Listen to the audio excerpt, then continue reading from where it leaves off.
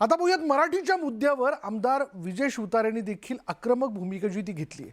त्यांनी थेट मुख्यमंत्री आणि उपमुख्यमंत्र्यांना पत्र लिहिलं. महाराष्ट्रातील सर्व रिक्षा आणि टॅक्सी चालकांना मराठी भाषा बोलणं अनिवार्य करण्याचा निर्णय हा महाराष्ट्राच्या अस्मितेला बळ देणारा आणि सर्वसामान्य प्रवाशांसाठी सुसंवाद सुलभ करणारा आहे आणि त्यामुळे परिवहन मंत्री प्रताप सरनाईकांचे आभार मानतो असं म्हणत शिवतारेंनी मराठीच्या निर्णयाला पाठिंबा दिला.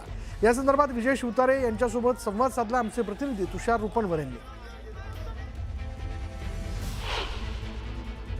बापू, न्यूज 18 मराठीमध्ये आपलं स्वागत आहे. बापू, तुम्ही मुख्यमंत्र्यांना पत्र लिहिलंय, त्या पत्रामध्ये नेमकी काय भूमिका व्यक्त केली आहे? असं आहे की मी पहिल्यांदा न्यूज 18चा आभार मानतो.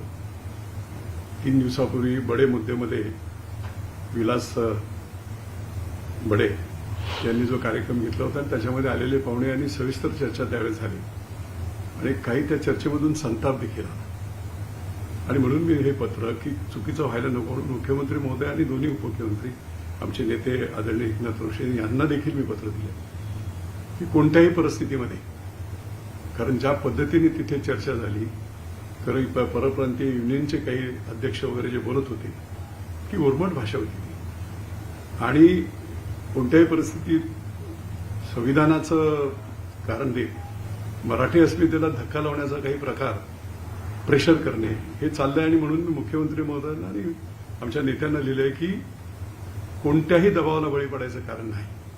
मात्र त्याच शिवसेनेमधून संजय निरुपमांची भूमिका मराठीच्या मुद्द्यावरती थोडी मावळ येते. तर शिवसेनेमध्ये 2 मतप्रवाह मराठीच्या मुद्द्यावरती आहेत का? नाही, असं नाहीये. आता ते उत्तर भारतीय आहेत, त्यामुळे निश्चितपणे पक्षामध्ये असताना त्यांनी त्यांची भूमिका मांडली, ती वैयक्तिक भूमिका आहे.